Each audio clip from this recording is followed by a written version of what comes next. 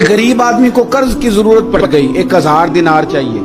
मैं कह चुका हूं कि दिरहम चांदी का होता था, दिनार सोने का। अब 1000 दिनार लेना है।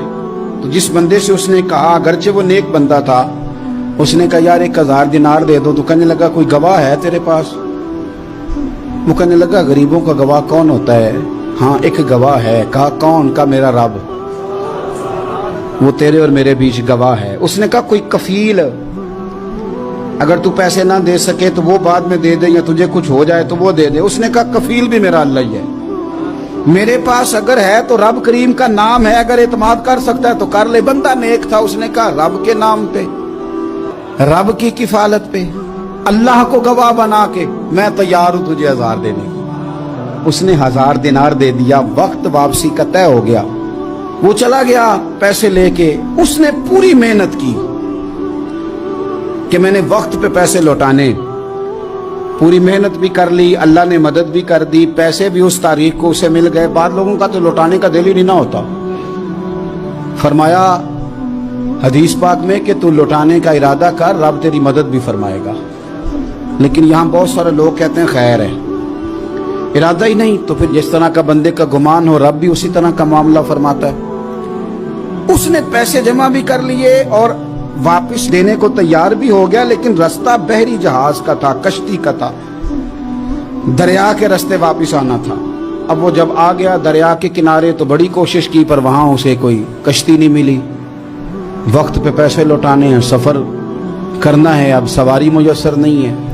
सोच सोच के परेशान था कि मैंने तो अल्लाह के नाम पे लिए। अचानक दिल में एक तजवीज आई। उसने एक लकड़ी ली, लकड़ी को अंदर से खोला, 1000 दिनार उसमें भरा। बुखारी पढ़ रहा हूं, और साथ एक खत भी लिखा कि यार मैं पैसे पहुंचाना चाहता था पर मुझे कोई चीज नहीं मिली दरिया के उस पार आने, अल्लाह के नाम पर तेरी तरफ रवाना कर रहा हूं। और ये कह के वो लकड़ी दरिया में रख दी। वो लकड़ी डूब गई है, वापस आ गया। वो जिसने पैसे लेने थे वो ऐन मुकर्ररा वक्त पर दरिया किनारे आया। सुबह से सरे शाम तक उसने इंतजार किया। दिल ढलने लगा तो दिल में ख्याल आ गया कि यार नहीं, उसने देने ही नहीं, झूठा वादा कर गया, पहुंचा ही नहीं वक्त पे। अब जब वापस लौटने लगा तो अचानक दरिया में एक लकड़ी तैरती हुई दिखाई दी। कहने लगा ले जाता हूं, शाम को रोटियां पकाने के काम आएगी, ईंधन बना के जला लूंगा, हंडिया पक जाएगी। लकड़ी उठा के जलाने के लिए घर लाया। गुमान था कि वो नहीं आया वादा करके। अल्लाह को कफील और वकील बना के और गवाह बना के फिर भी नहीं आया। लकड़ी लेके घर गया, बुखारी है।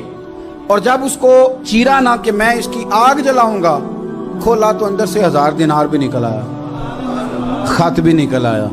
अब जरा समझना, उसके दिल में बात किसने डाली कि तू लकड़ी में पैसे डाल दे?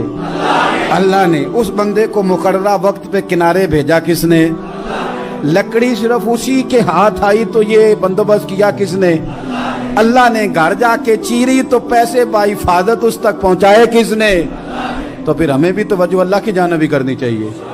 हमारे पे दिल की तवज्जो रब की तरफ ही होनी चाहिए ना। हमें इधर उधर जाने की, देखने की, बंदों पर गौर करने की जरूरत क्या है?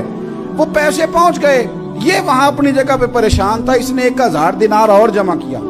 फिर दोबारा एक दिन दरिया किनारे आया, कश्ती मिल गई, बैठ के अपने उस भाई के पास आया। कहने लगा देखना मुझ पर बदगुमान ना होना, पैसे उस तारीख को भी जमा कर लिए थे।